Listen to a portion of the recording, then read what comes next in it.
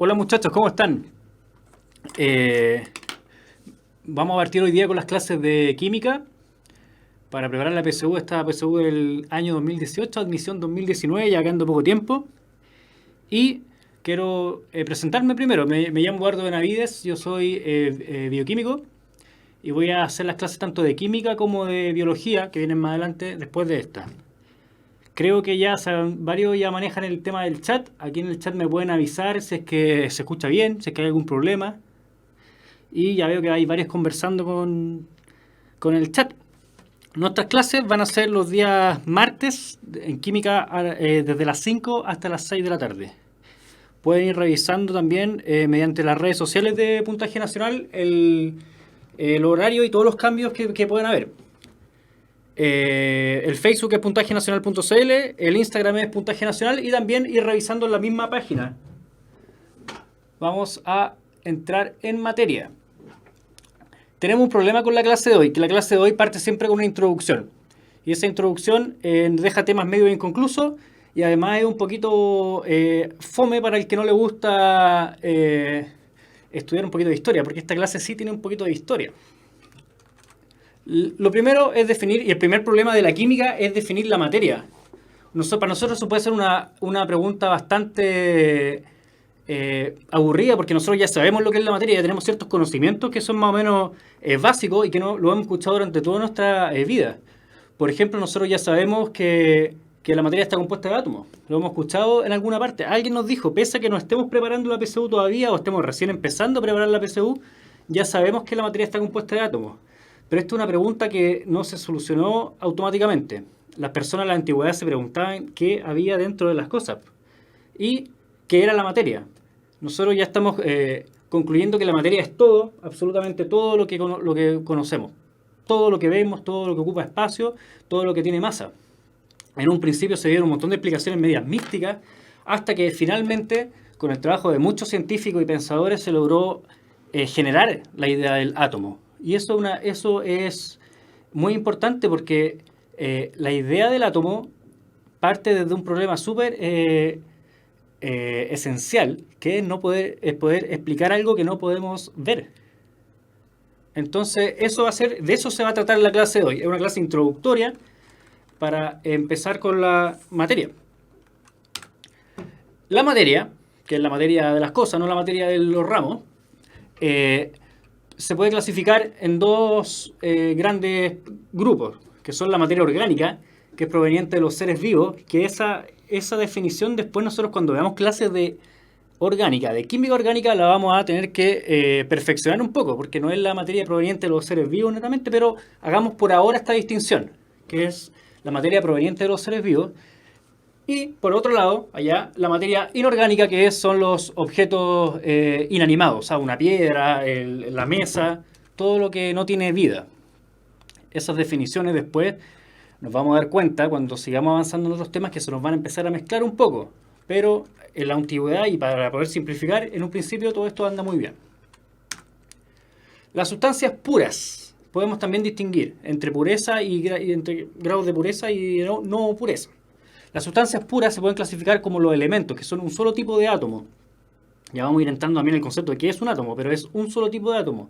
Y los compuestos, que son mezclas de átomos que se relacionan y terminan funcionando teniendo características propias. Y además, para las sustancias puras tenemos las mezclas, que pueden clasificarse como mezclas homogéneas, en las cuales nosotros no distinguimos los componentes que la forman. Tenemos mezclas heterogéneas, en las cuales sí se distinguen los componentes. Nosotros claramente podemos ver que si bien tenemos un puro recipiente con cosas, esas cosas son distintas. Por ejemplo, una cazuela. Una cazuela, usted ve la papa, ve el zapallo, ve todo eso, sabe que está mezclado, pero que está compuesta de otras cosas y usted lo distingue. Y también tenemos las mezclas coloidales, donde ahí tenemos el punto intermedio, donde a simple vista no se distinguen los componentes, pero a nivel microscópico sí se pueden distinguir. Un ejemplo de esto es la sangre. Si nosotros nos cortamos, por ejemplo, y vemos sangre, vamos a ver un líquido rojo. Nosotros no vamos a ser en un principio capaces de distinguir diferencia entre cosas. Va a ser un solo líquido que es la sangre, pero si lo miramos en un microscopio vamos a darnos cuenta que ese líquido está compuesto de muchas cosas. Entonces, Ahí tenemos este punto intermedio entre lo heterogéneo y lo homogéneo, pero esa es la definición que vamos a utilizar para las mezclas coloidales. Este gráfico es muy bueno y nos ayuda en el fondo a solucionar el problema de distinguir qué es qué. Parte de la idea de la materia, cosas que nosotros vemos, y haciéndonos ciertas preguntas que vamos respondiendo como algoritmo. El problema de este gráfico es que no contempla las mezclas coloidales que habíamos mencionado antes, solamente las deja fuera. Vamos a ver que la materia, cuando nosotros tenemos cualquier materia, cualquier cosa que estemos observando, nos podemos hacer la siguiente pregunta. ¿Es uniforme en todas sus partes? Y podemos responder sí o no. Si no es uniforme en todas sus partes, como les decía recién, la carbonada, la cazuela, cosas que nosotros sabemos que son mezclas, pero que tienen muchas cosas entre medio y las vemos. Si es que no es, esto ya es una mezcla heterogénea. No hay ninguna posibilidad de que sea otra cosa y no hay nada que hacer. Es mezcla heterogénea. Si es que en el caso de que sí sea uniforme, que nosotros veamos una pura mezcla de cosas, un solo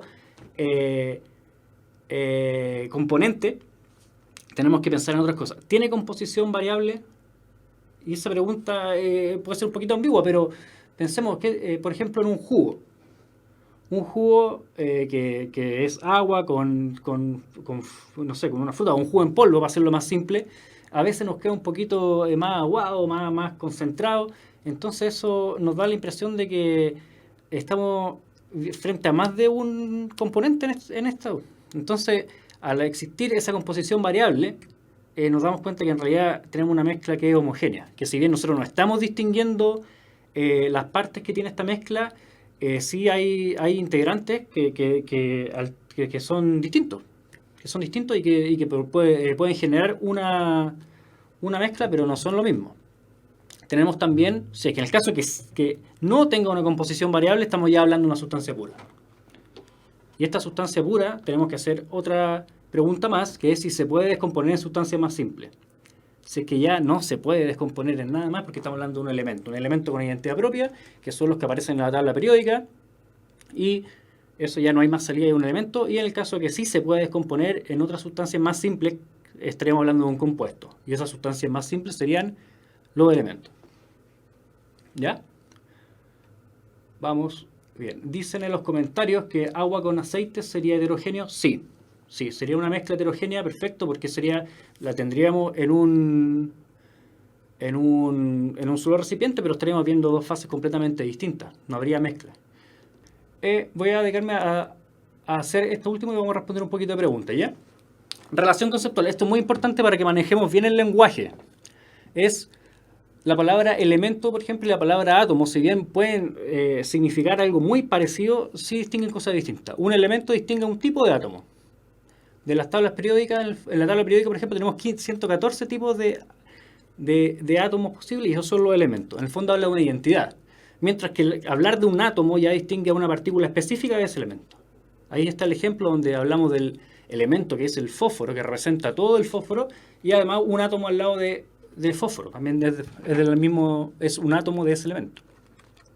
Compuesto. Corresponde a un tipo de sustancia formada por más de un elemento, el tipo de sustancia, y la molécula se refiere solamente a una partícula específica de ese compuesto. Deme un segundo, Valeneco. Mira, que llegamos a la parte y aquí yo le voy a intentar responder las preguntas. Al final, ¿qué es una composición variable?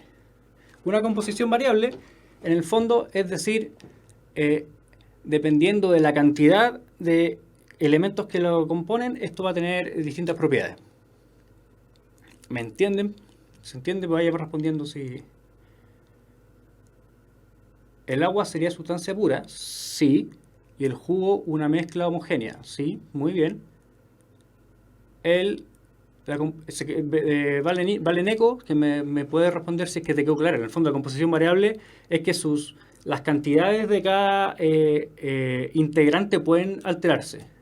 Por ejemplo, la sal, si hago sal en agua, una salmuera puede tener distintas cantidades de sal, distintas cantidades de agua, y eso no es específico. No, pues, en cambio, si tengo un frasco con sal, de sal pura, yo voy a tener solo sal.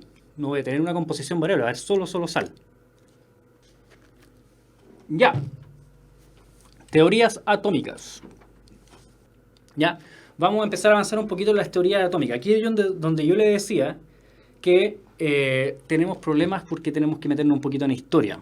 Empezar a memorizar nombres y empezar a aprender nombres y aprender las cosas que se están haciendo.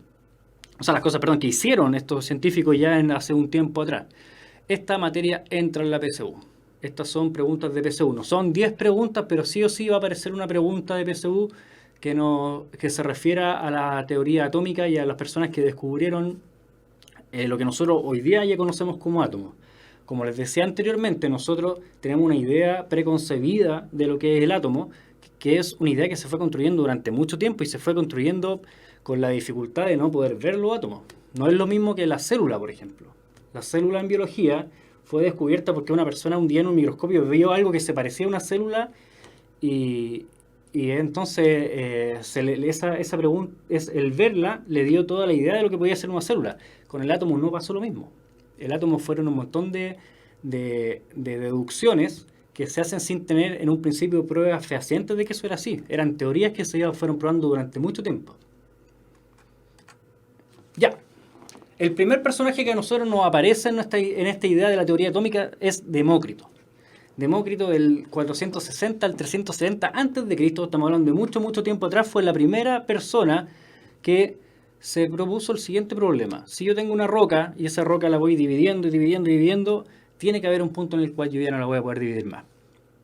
Es así de simple, pero eso fue la primera persona a la que se le ocurrió. Y esta persona generó esta idea del átomo. Fue la primera vez que se habló de átomo. Átomo significa sin división. De hecho, si ustedes piensan, por ejemplo, en los libros, hay un libro, una enciclopedia que se divide, cuando un libro es muy grande, se divide en varios volúmenes. Esos volúmenes se llaman tomos. El tomo, en el fondo, es la división del libro. Entonces, tomo es división, átomo es sin división, que no se puede dividir.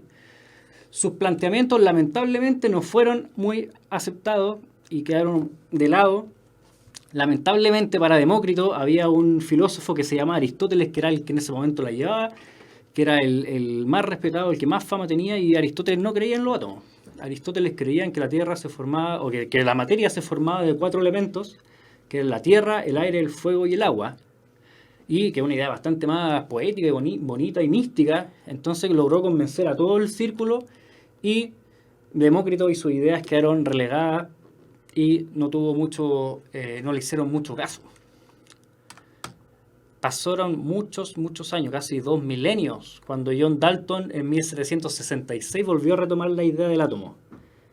O sea, fíjense todo el tiempo.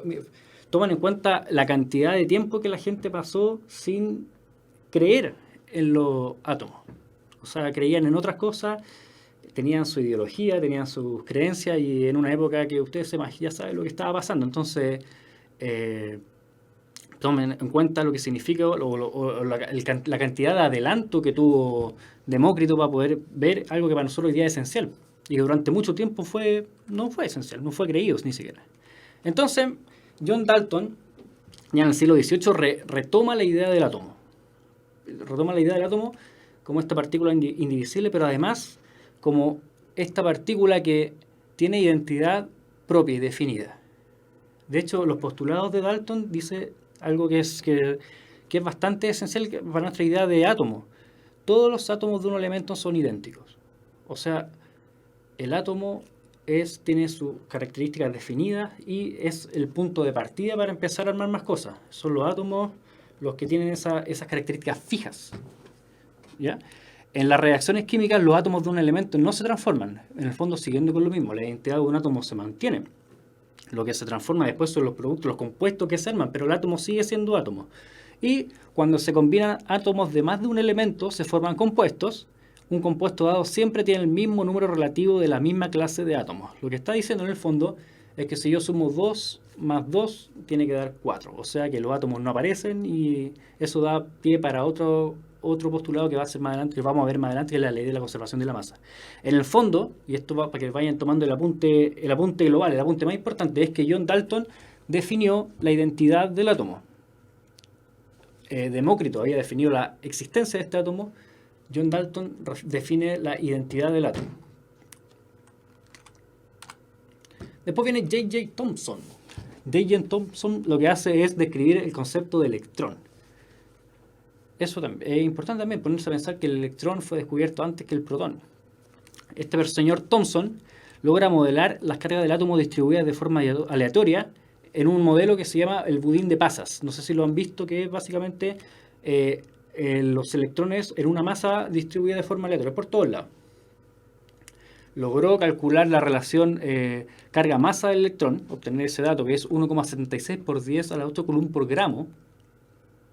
Además, en base a sus cálculos, Millikan calcula la masa del electrón. O sea, sus datos sirvieron para poder también calcular la masa, que lo hizo otro científico que es Millikan. Sin embargo, nosotros tomamos como el más importante en esta etapa a J.J. Thomson. ¿Ya? El budín de pasas después quedó desplazado. Vamos a ver que quedó desplazado, sin embargo, los aportes de Thomson son indiscutibles. Él trabajaba con rayos catódicos. Los rayos catódicos en el fondo son unos rayos de colores que se forman en un vacío. Cuando se genera campo eléctrico, se forma en el fondo un modelo aproximado donde están viajando los electrones. Así funcionaban los televisores antiguos, los televisores antes que existieran los televisores de plasma. No sé si algunos ya se acuerda, ustedes son más jóvenes que yo me acuerdo, teníamos televisores que ocupaban una mesa entera, que tenían un tubo de cátodo. Parece que esto ya estuviera muy viejo, pero fue hace muy poco tiempo. Ya, entonces Thomson logró dilucidar este elemento que es, o sea, perdón, no elemento, no la palabra indicada, esta entidad que viene a ser el electrón. Y Millikan después, con el experimento de las gotas de Celsius, que ustedes lo pueden buscar también, termina encontrando la masa del electrón, y esos cálculos, pese a que los métodos fueron un poquito precarios, son bastante certeros con las mediciones que tenemos hoy en día.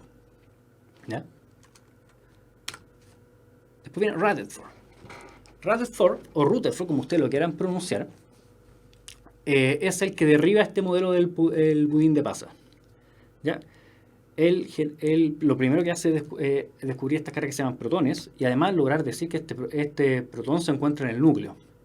Logró calcular además la relación de masa entre electrones y protones, que es 1 es a 1836, o lo podríamos aproximar a 1800 para fines de cálculos.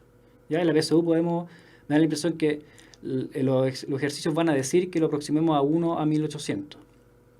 De todas formas, eso da para mucho, o sea, para ponernos a pensar que el electrón tiene una masa que comparada con la del protón es muy pequeña. Además, desarrolla el modelo planetario, donde los electrones se encuentran al exterior, y además hay un centro donde están los protones. ¿Cómo generó estas teorías Rutherford? Mediante el experimento de la lámina de oro. No sé si lo han escuchado alguna vez, donde él bombardeó con partículas alfa y vio que esas partículas se desviaban en todo sentido al pasar por una lámina de oro. Lo que en el fondo él estaba viendo es que algunas partículas alfa, que son muy pequeñitas, y ya vamos a ver en otras clases qué son las partículas alfa, pero son muy pequeñitas, pasaban por entre medio de los espacios entre átomos, o sea, entre lo que ellos creían que eran los átomos. Entonces, en el fondo, después de la propuesta de Rutherford, lo que en el fondo lograron entender es que estaban pasando por los espacios que dejaban entre medio de los núcleos, y por ahí pasaban, y los rayos que chocaban con el núcleo se desviaban en todas las direcciones hasta poder, en el fondo, obtener lo que muestra ahí la imagen. El problema de Rutherford es que en su modelo de planetario, donde teníamos un núcleo con protones positivos y unas órbitas de electrones negativas, no logró explicar por qué no se atraían. Ya se sabía que las cargas opuestas se atraían. Entonces, no logró explicar por qué este átomo no colapsaba, por qué estas cargas que estaban dando vueltas afuera, que son negativas, no terminaban chocando con las cargas positivas. De todas formas, también tenemos que volver a mencionar que los avances de Rutherford fueron completamente revolucionarios y fueron bastante importantes. Tomen en cuenta si a usted se le hubiese ocurrido. A mí, por lo menos, no. Y después viene Niels Bohr. Niels Bohr desarrolla el modelo del átomo fundamental o estacionario. Designa niveles energéticos en los que se puede mover en un electrón. O sea, ya relaciona esta capacidad de orbitar del electrón con energía. y le da una explicación a este fenómeno de por qué hay átomos, los electrones pueden estar cerca, pueden estar lejos, en el fondo porque él calcula un montón, hay un montón de fórmulas al respecto que no nos vienen al caso con la PSU, pero en el fondo él logra explicar energéticamente por qué los electrones están donde están. Como ya decía, relaciona la distancia del electrón al núcleo con valores de energía y además postula 7 niveles energéticos con capacidad de alojar distintos números de orbitales. Los 7 niveles energéticos que vamos a ver acá. Son 7 niveles energéticos. Recordemos que esto es un modelo. Esto, por más que tenga observaciones, sale de la cabeza del señor Bohr.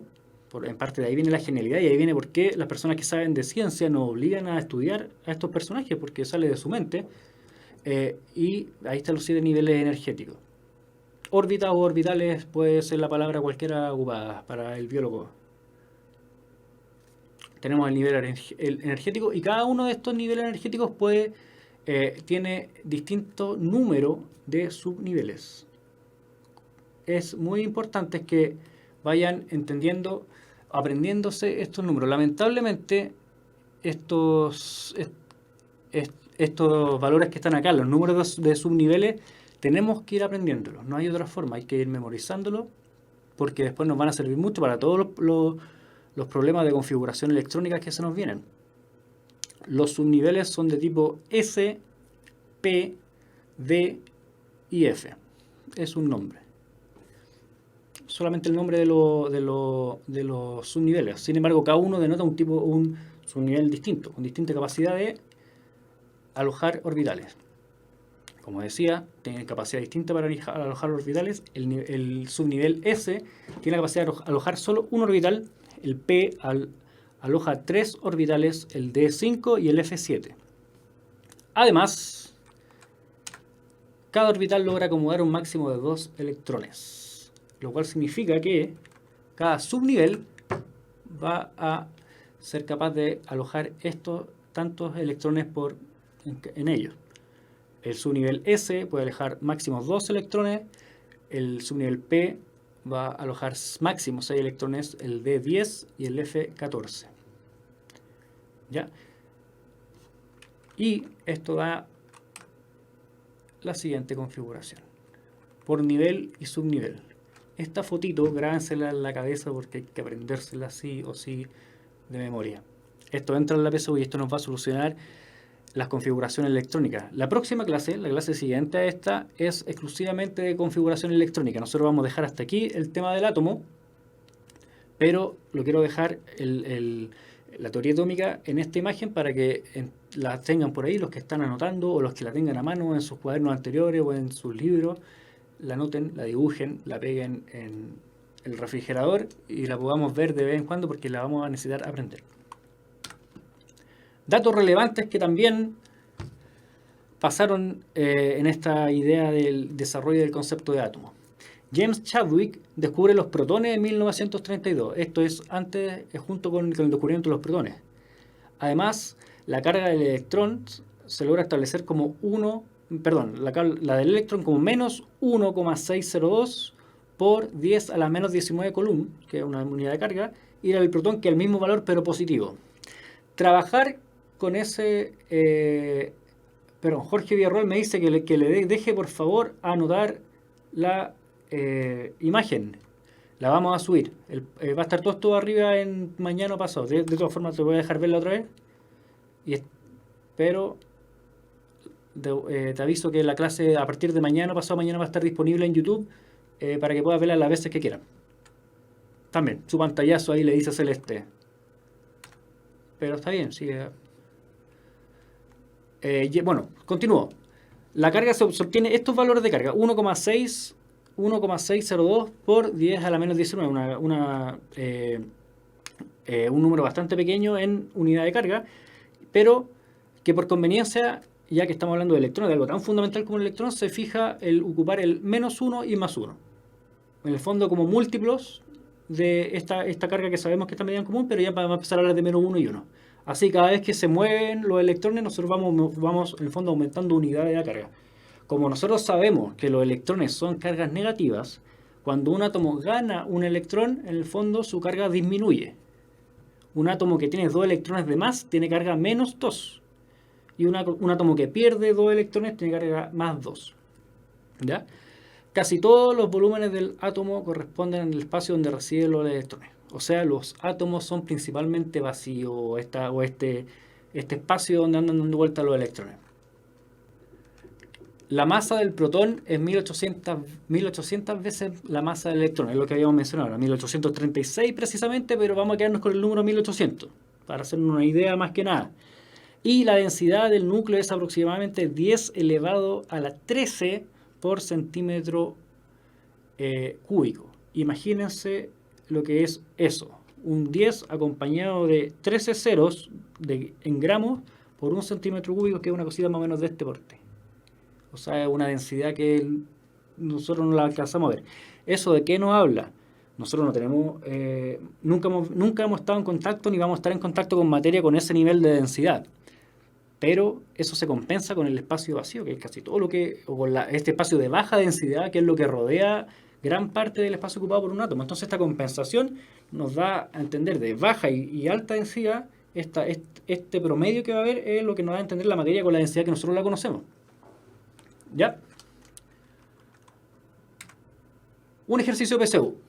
Como les decía, esta materia es básicamente, la teoría atómica es materia que hay que aprenderse, entonces los ejercicios son bastante fome, como este, que es un ejercicio bien fome. Ordene cronológicamente los aportes de la teoría atómica de acuerdo al nombre del científico responsable. Así que me gustaría que lo respondieran, y los que quieran ir compartiendo su alternativa correcta en el chat sería ideal para hacer una encuesta. Mientras yo voy leyendo las preguntas, que a veces no me da tiempo para leer. Ya, muy bien. La respuesta correcta vendría siendo la E. Efectivamente, los que decían de Demócrito el primero, sí o sí. Creo que nadie se equivocó y puso la A o la B, porque Demócrito sí o sí nos suena a Grecia, nos suena a tiempo anterior, así que Demócrito está bien. Dalton el que viene, y después Thomson y Rutherford en ese orden. ¿Ya? Muy bien los que pusieron E. Bueno, con la teoría atómica quedamos hasta ahí. Nosotros vamos a retomar hasta hablar del modelo mecánico cuántico en la próxima clase, y además vamos a hablar de configuración electrónica. ¿Por qué razón no pasamos todo de un solo en una sola clase? Porque quiero que se aprendan esos nombres. Porque esos nombres de los personajes son vitales para la PSU, hay que aprendérselos. Y en la próxima clase van a venir más nombres, vienen un par de nombres más, entonces hay que repasar un poquito la historia, y yo lo traté de separar en 2 clases para que no se nos mezcle y se nos haga tan pesado. Definamos los conceptos de número atómico, número másico y peso atómico. Estas preguntas también aparecen mucho en la PSU, y hay que estar muy claro con los conceptos, porque son los conceptos los que nos van a dar la posibilidad de resolver bien algunos cálculos. Vamos con las definiciones. Número atómico corresponde al número de protones, y en un átomo neutro también corresponde al número de electrones. Eso es muy importante. Solamente cuando el átomo es neutro, los electrones y los protones van a estar en igual cantidad. Normalmente, para todos los casos, el número atómico corresponde al número de protones. Además, el número de protones y el respectivo número atómico da pie a la identidad del átomo. O sea, si un átomo cambia el número de protones, ya deja de ser el átomo que es, pasa a ser otro átomo. En este caso, que tenemos las imágenes del carbono, el número atómico vendría siendo el 6, lo que nos indica que el carbono tiene sí o sí 6 protones. Y cuando esté neutro, cuando no se indique ningún tipo de carga, también va a tener 6 electrones. Pero el dato más importante es que sí o sí el carbono va a tener 6 protones. Número másico corresponde a la suma de protones y neutrones. O sea, ambas cosas sumadas. Casi siempre el número va a andar por el doble del valor del número atómico, porque estamos hablando de sumar los protones, que son el número atómico, más la cantidad de neutrones, que casi siempre andan más o menos similar a los protones. Casi siempre, varían un poco, pero andan por ahí. Entonces, el número másico vendría siendo el 12 y el 14 acá, que se ve en el carbono en la imagen de abajo. Y además tenemos el peso atómico. El peso atómico es el promedio ponderado de las masas de distintos isótopos de un elemento. Ya vamos a ver lo que es un isótopo, tomando en cuenta porcentajes de existencia en la naturaleza. O sea, nosotros podemos ver, y definiendo, pasando el tiro a ver lo que es un isótopo, que los isótopos son son átomos que tienen el mismo número atómico, o sea que tienen la misma cantidad de protones, pero distinto número másico. ¿Qué significa eso? Que varía el número de neutrones. Entonces, el peso atómico, cuando nosotros tenemos distintos isótopos con distintos números de neutrones, lo que hacemos básicamente es promediar de cuál hay más y de cuál hay menos. Como sale acá abajo, el hidrógeno tiene 3 isótopos conocidos, de los cuales hay unos que existen en mayor abundancia y otros en menos. Entonces, en base a esa abundancia se calcula un peso ponderado, un promedio ponderado de los pesos. Y con eso se da el concepto de peso atómico. Perdón que me devuelvo, pero es el concepto de peso atómico. Un promedio ponderado de las masas de los distintos isótopos de un elemento, tomando en cuenta el porcentaje de existencia en la naturaleza. Vimos que los isótopos son átomos, es el mismo átomo con distinto número de neutrones. Y seguimos entonces con los isóbaros, que son átomos que tienen igual número másico y diferente número atómico. ¿Qué significa eso? Significa que son átomos distintos, que no podemos ya hablar de que un carbono va a ser isóbaro de otro carbono, porque eso no sería, porque tienen número atómico distinto. Es decir, que tienen en común que la suma de protones y neutrones es la misma, aun cuando los protones son distintos. Está el caso abajo del calcio y del argón. Ahí lo pueden ir mirando. Estas preguntas no suelen salir, es bueno tener las definiciones, pero los isóbaros son menos frecuentes. Es muy químicamente, por lo menos, las relaciones que se pueden hacer entre isóbaros no son muy útiles. ¿Cómo puedo saber la cantidad de neutrones de un elemento? Si tiene el número atómico y el número másico, va a ser restarle el número atómico, que es la cantidad de protones, al número másico, que es los protones más los neutrones. Ya vamos a hacer un ejercicio de eso, Jorge. De hecho, que es el último que nos va quedando, que son los ejercicios PSU con respecto a número atómico y número másico. Veámoslo. Si al siguiente átomo se le agregan 2 electrones, el átomo resultante tendrá el siguiente número atómico y el siguiente número másico. Los voy a dejar un par de segundos para que lo piensen. Si es que pueden mandarme la respuesta por el chat, sería ideal, hacemos una encuesta. Ya, tenemos casi un consenso en B. Entonces, la respuesta vendría siendo B, correcto. Es una pregunta media tramposa porque si al siguiente átomo se le agregan 2 electrones, el número atómico y el número másico no se van a ver afectados. El número atómico corresponde a la cantidad de protones y el número másico corresponde a la cantidad de protones más neutrones. Los electrones aquí molestan en la carga, pero no en los números atómicos o números máxicos. De hecho, estas preguntas normalmente yo le hago la recomendación cuando estén en la PSU de hacer esto que sale acá al ladito. ¿Ya? Esto que sale acá al lado es poner básicamente de repente una ayuda muy mental. La idea es que no nos demoremos mucho para no perder tiempo en la PSU, pero es poner ¿qué es Z? ¿Qué es A? ¿Qué son las cosas? Escríbanlo en la prueba y además hacer el balance de cuántos protones hay, cuántos neutrones hay y cuántos electrones. Irlo escribiendo. Por ejemplo, mediante esta resolución, nosotros nos damos cuenta que al agregar 2 electrones, los protones siguen siendo 16, los neutrones siguen siendo 16 y los electrones sí cambian a 18. Pero arriba, que están las definiciones, nos damos cuenta que los protones no se ven afectados, ni tampoco los protones ni los neutrones, por lo cual el número atómico y el número másico quedan iguales. Ya, vamos con la siguiente pregunta. Si al siguiente átomo se le quita un neutrón, el átomo resultante tendrá el siguiente número másico y número atómico. Ahí está el carbono para que nos puedan dar la respuesta. Tenemos casi consenso, que es la letra D. Vamos a ver. Efectivamente, para la mayoría la letra D. También, aquí hay una pequeña trampita que muchos de nosotros caemos. Yo alguna vez caí en esa trampita, que era pensar que el número... pensar en el orden dar vuelta al orden de las cosas. Perdón. Aquí la pregunta era número másico y número atómico. En la resolución yo me equivoqué y los puse al revés, pero la pregunta dice número másico y número atómico. El número atómico, como ya sabemos, no se cambia, es 6, y el número másico sí se va a ver alterado porque disminuye un neutrón, entonces va a quedar en 11.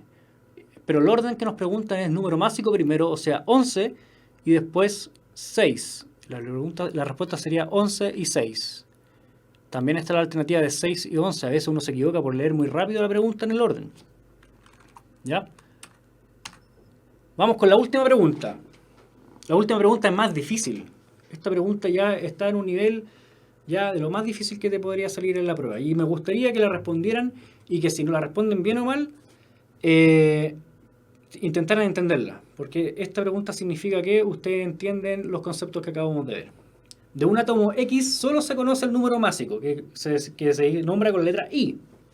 Se adicionan 2 neutrones a los 16 del átomo original. Además de recibir 3 electrones. Después de recibir 3 electrones, su carga es menos 2. ¿Cuántos electrones tenía el átomo en un principio?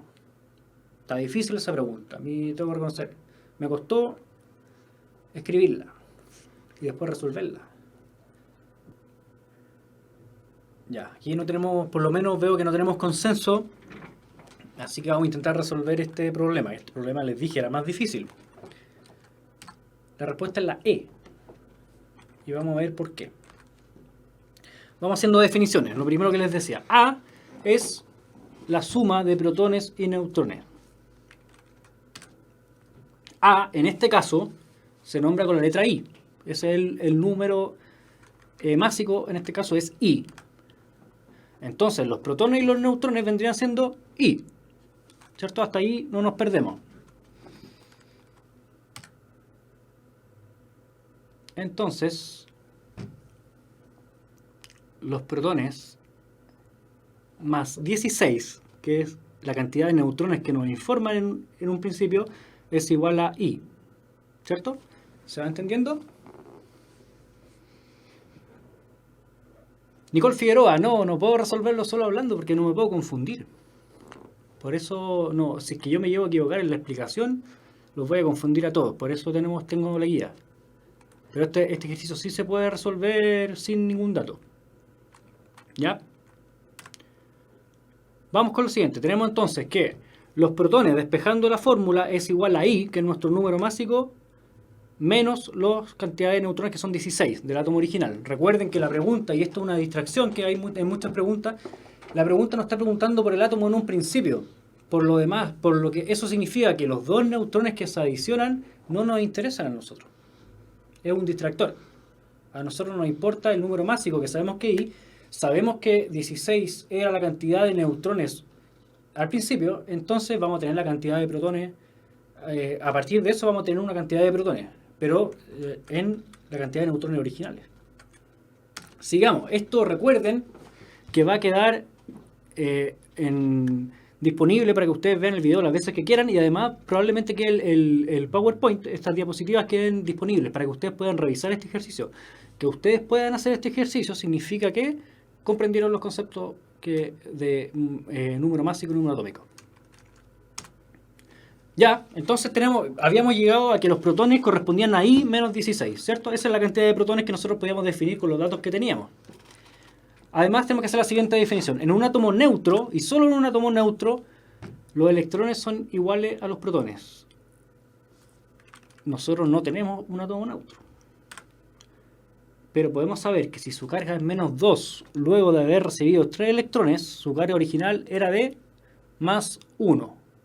¿Se podría saber eso? Perfectamente. Básicamente lo que me preguntaban cuando explicaba el tema de las cargas era...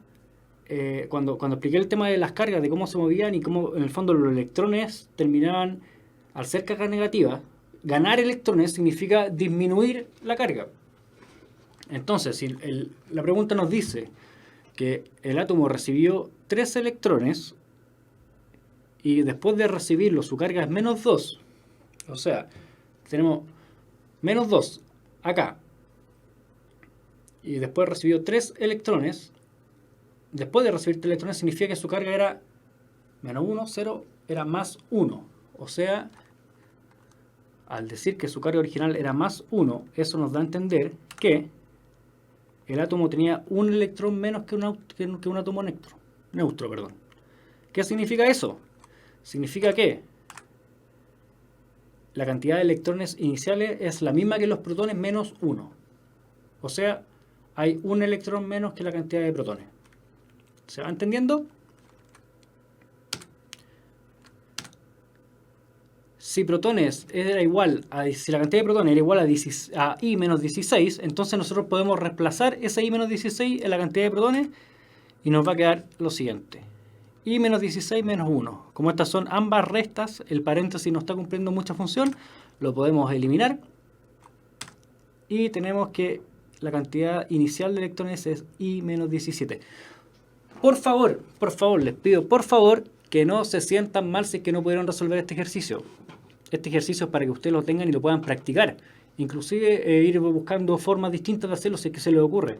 Pero no se sientan mal, este ejercicio es de un nivel quizás un poquito superior a como la PSU lo va a preguntar. Y para el que lo pregunta es una incógnita, ¿cómo se define? También se hace en la PSU. Dicen, el de un átomo X solo se conoce un número Y. Se nombra un valor X, o sea, un valor al azar. Es como un sistema de ecuaciones, como dice ahí Sebastián. En el fondo vas manejando como ecuaciones, son números. ¿Ya?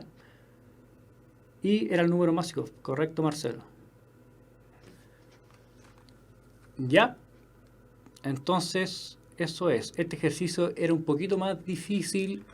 Por favor, no se desmoralicen, ¿ya?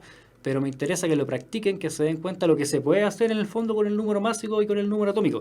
Con el número mágico y el número atómico lo que podemos hacer en el fondo es entender las cantidades de electrones, de protones y de neutrones. Nos puede dar mucha información, nos puede dar más información de la que entendemos, ¿ya?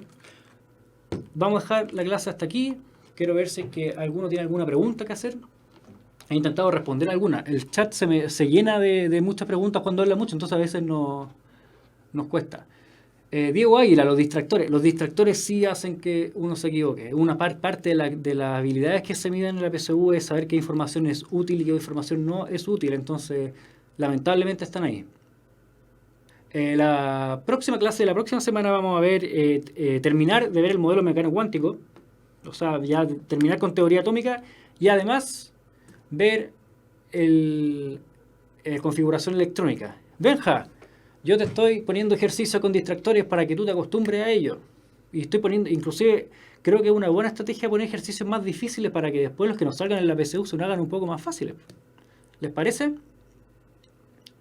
La clase completa se sube mañana o pasado mañana, 48 horas máximo. No se desmoralicen, muchachos, si tenemos mucho, todavía nos queda algo de tiempo. Vamos a intentar hacer ejercicios difíciles para que nos vayamos acostumbrando y para que sintamos, si ustedes sobre todo sientan que tienen dominio sobre los temas. La idea es que cuando hagan ensayo y cuando hagan la PSU, sientan que los ejercicios sean fáciles. ¿Les parece? El módulo electivo empieza más o menos a mitad de año, más o menos. La idea, estas clases están de acuerdo al programa DENRE, con la idea de que sea primero el módulo común y después el módulo electivo, cosa de no hacer que las personas que no quieren dar el módulo electivo tengan que estudiar cosas de eso. ¿Ya? ¿Les parece? En 15 minutos más la clase de biología. Vayan a aprender la tetera, vayan a juntar algo para comer, el cafecito, lo que ustedes quieran. Yo voy a ir también a comprar algo para tomar y vamos a vernos un ratito más, ¿ya? ¿Les parece? Chao, muchachos, que esté bien. Chao, chao.